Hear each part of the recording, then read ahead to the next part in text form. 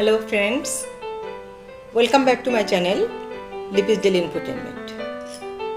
বন্ধুরা, আজকে যারা পেঁয়াজ ছাড়া এক মুহূর্ত চলতে পারো না বা পেঁয়াজের রান্না ছাড়া মুখেই রোচে না, এই ধরনের মেন্টালিটি যাদের ভিতরে আছে, আমিও পেঁয়াজ পছন্দ করি, পেঁয়াজটা দিতে পছন্দ করি, পেঁয়াজের রান্না পছন্দ হয় আমার মতো যারা পেঁয়াজ খেতে বেশি পছন্দ করো, রান্নায় পেঁয়াজ ইউজ করতে পছন্দ করো, তাদের জন্য একটা দুর্দান্ত রেসিপি নিয়ে এসেছি, যেটা নাকি পেঁয়াজ ছাড়াই হবে।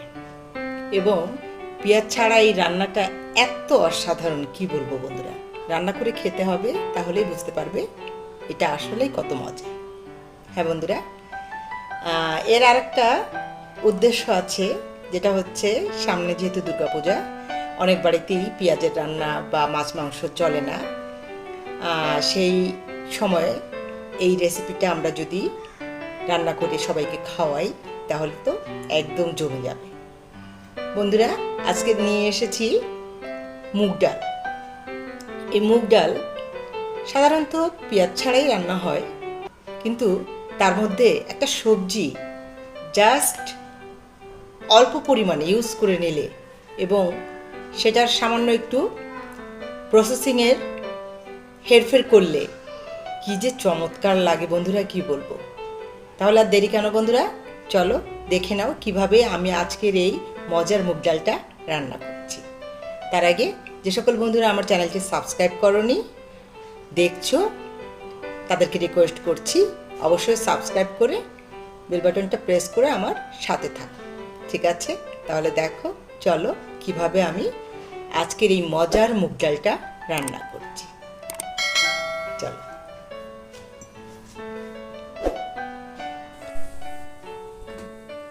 বন্ধুরা, কি দেখতে পাচ্ছ বলো তো? হ্যাঁ, ঠিক ধরেছ,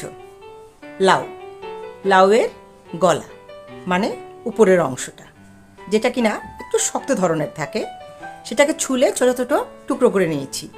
আর অন্যদিকে আমি কড়াই চাপিয়ে দিয়েছি, তেল দিয়ে দিয়েছি পরিমাণ মতো, দুটো তেজপাতা দিয়েছি, একটা শুকনো লঙ্কা দিয়েছি, আর দিলাম 5 ফোড়ন, 1 চামচের মতো, মানে চা চামচ। এবার ছোট টুকরো করে রাখা লাউয়ের গলা দিয়ে কিছুক্ষণ নেড়ে চেড়ে ভেজে নিচ্ছি।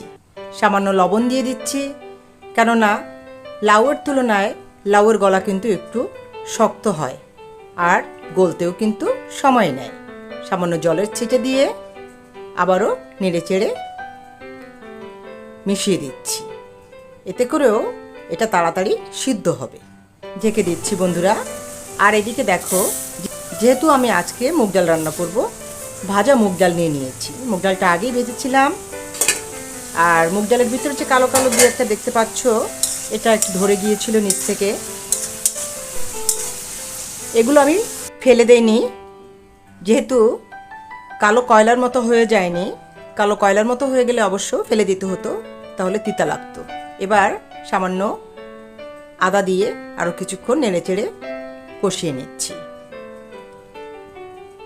আর অলরেডি ওদিকে কিন্তু আমি ডালটা ধুয়ে রেখেছিলাম, সেটাকে এবার এই লাউয়ের ভিতরে দিয়ে দেব।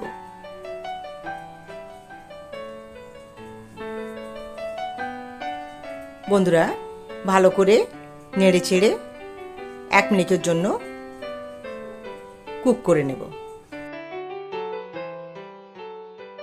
দিয়ে দিচ্ছি পরিমাণ মতো হলুদ গুঁড়ো, আবারও ভালো করে নেড়ে চেড়ে কষিয়ে নেব।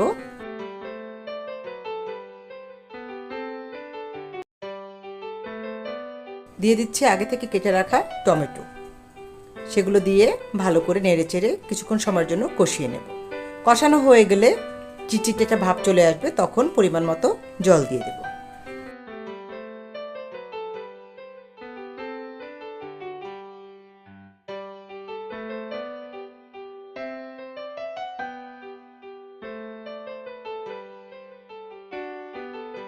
আর উপর থেকে ধনিয়া গুঁড়ো ছড়িয়ে দিচ্ছি, দিয়ে দিচ্ছি 3টা কাঁচা লঙ্কা। এবার ঢেকে দিয়ে রান্না করব। বন্ধুরা, মুগ ডাল গলতে কিন্তু খুব একটা সময় লাগে না, তাই জলটা বুঝে দিতে হবে। যেহেতু রান্নাটা একটু থকথকে ধরনের হবে, তাই জলের পরিমাণটা খুব বেশি যাতে না হয় সেদিকে খেয়াল রাখতে হবে। এই ফাঁকে কিন্তু আমি আরেকটু লবণ দিয়ে দিয়েছি, কারণ লবণের পরিমাণটা আমার কাছে কম লাগছিল। বন্ধুরা, অনেকটা ফুটে গেছে, দেখো ডালগুলো অনেকটা ফুটে গেছে। আরও কিছুক্ষণ কুক করতে হবে, তাহলে পরিপূর্ণভাবে ফুটে যাবে। এবার কিন্তু দিয়ে দিলাম কি বলতো, চিনি। চিনি কিন্তু রান্নার স্বাদ বাড়ায়, আর এটা যদি হয় নিরামিষ রান্না তাহলে তো অবশ্যই চিনি দিতেই হবে। চিনি দিয়ে আরও কিছুক্ষণ নেড়ে চেড়ে কুক করে নেব।